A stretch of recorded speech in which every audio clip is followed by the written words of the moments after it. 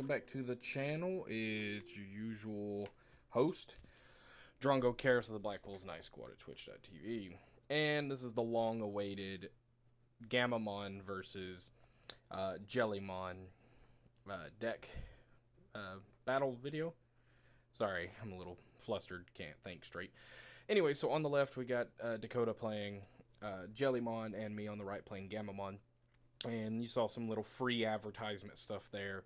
They're not sponsors or anything. I just told them that in my next video I would give them a quick little, throw out there here in Cleveland, Tennessee. And they're a great little soap shop if you want some handmade soaps. So anyways, as you saw there, he opened up with the Jellymon play. We went straight into hard drop with the 5-drop there. And got his tamer out. But my deck Gammamon just exploded out the front door. Just dropped the double Gammamon play with the tamer play right behind. It was just explosive turn 1, turn 2 for my board state. His turn 1, turn 2 was not quite as explosive. It does kind of start to pick up a little bit late there, closer to the end of the game. But as you can see there, it's absolutely ridiculous. I've got 2 Gammamons, 3 Gammamons, 1 Beetle, 2 heroes. And all he's got is the 1 jelly, and he's pushing out with a second, and it's just, yeah. It just went off. The game 1 was beautiful, absolutely beautiful. Explosive power. He did give me a heck of a fight there, but in the end, it just, my deck just totally took off with more power there. You can see there Caleb keeps trying to help him out a little bit. He's not fully understanding the deck 100%. And Caleb's like, oh, it means this, it means that, it works like this, it works like that, and stuff like that. And, yeah. You can see there he's getting kind of restricted. He had to put a tamer jumper on his actual Digimon instead of a tamer. We've all had those days where our tamer jumper just can't seem to find the correct place to be at. Ends up on top of our rookies instead of on our tamers. And we all understand what that's like and how it just sucks. But yeah, ultimately doing an absolutely crazy job there. He was just struggling as hard as he could to keep me in check, and it wasn't happening. Game 2 went very much differently, but game 1 was just, it was just completely in my favor. So he's like, okay, Trump sword, I guess. I'm not 100% here. And I was just like, nuke your board. You can't play with effects. And he's like, man. He's like, man, I don't know what to do. I was like, it's not your fault. I literally got a almost completely perfect startup hand.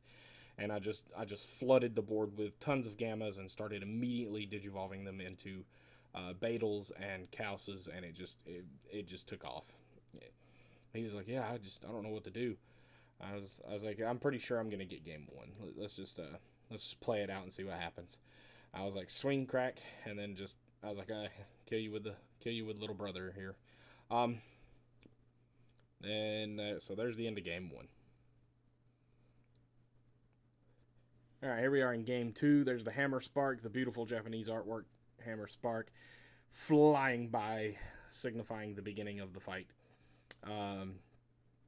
So immediately drop in with a gamma, just throwing the gamma down and getting that set my opponent at 1, which forces them to think their moves through a little bit tighter.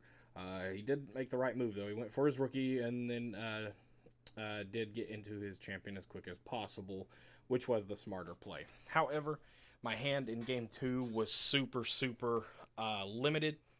I bricked out super hard, and in the end, he did the right thing. He took advantage of it. He was like, okay, he's bricking. This is my chance. I got to crush him now.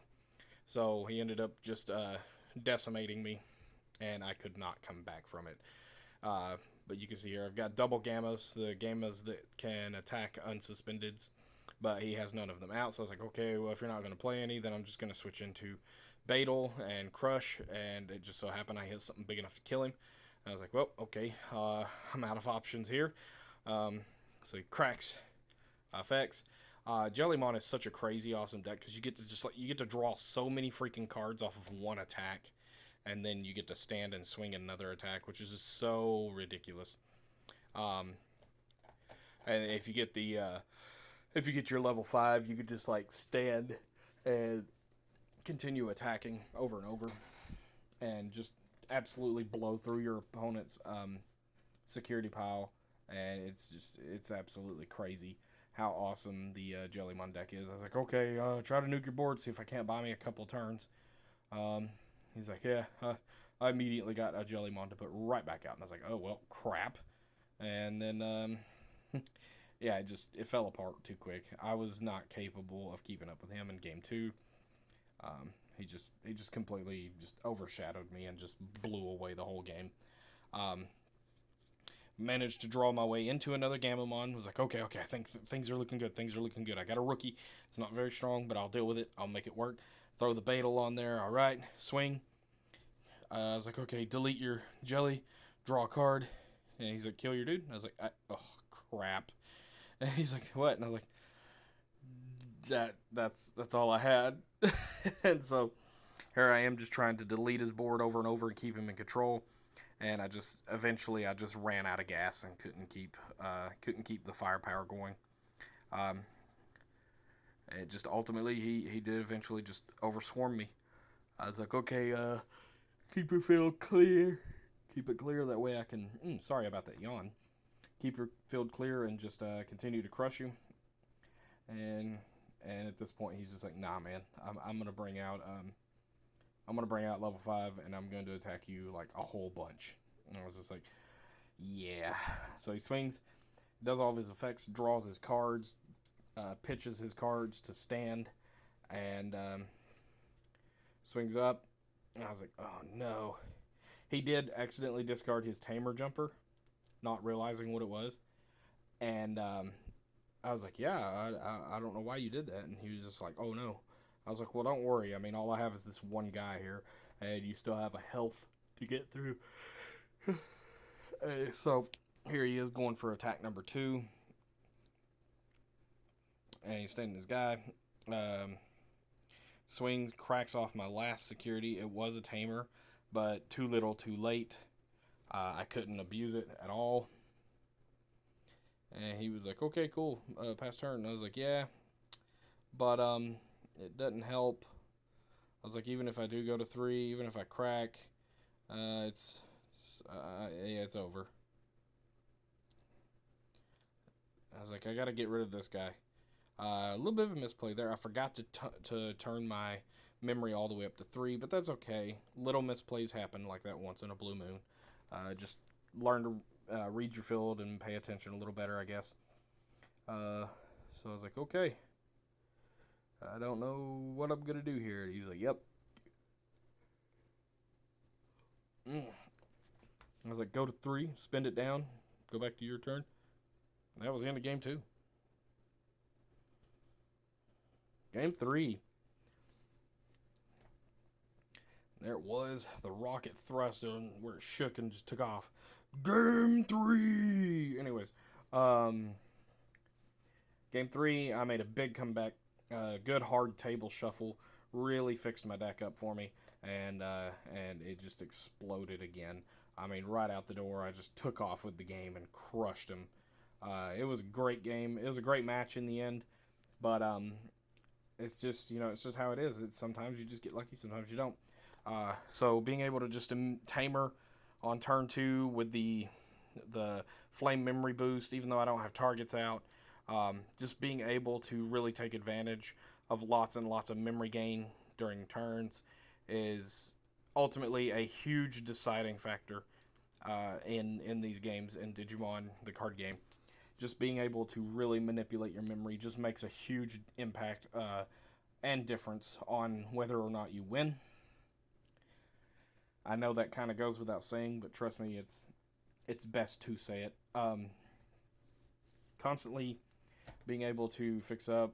That was a bad pitch right there. He dropped the purple Cerberusmon. He sadly had no other real choices, I guess. I don't know. I was like, man, that sucks. I was like, oh, okay, cool. On your first attack, Cordramon, draw a card, or draw 2 cards, and it comes into play because of that, blah, blah, blah. He's like, alright, Trump Sword, get rid of the unblockable guy. And I was like, okay. And he's like, oh, never mind. I thought it killed both. And I was like, nah, man. Just the one. And he's like, oh, never mind. I don't want to do that then. I was like, yeah, that gives me too much memory, and it leaves me with 2 attackers. which means I could just combo off and go nuts. He's like, yeah, that would be just terrible. I was like, alright, so I'm going to swing, I'm going to punch, I'm going to decrease your guys by 2,000 and break an extra security and see what happens. And he's like, kill it. I was like, oh, dang it. Okay. So, I was like, let's get rid of these guys and see if I can't survive one more turn. And he was like, yeah, I think you got me here. I can't do much of anything. Struggling to play anything. He's like, I'm going to Digivolve and see if that helps me make the recovery that I need. And I was like, yeah, sadly, they're summon 6, so I don't know exactly what you're going to do. I was like, alright, so what I'm going to do is I'm going to draw a card. I'm going to practice makes perfect. Swing, crush over, and then swing and kill. And that was game 3, ladies and gentlemen. Thank you so much for tuning in and all. I appreciate it. As always, if you like the video, please like and subscribe. And Gammamon still winning. Digital monsters, Digimon are the champions. Digimon, digital monsters, Digimon are the champions.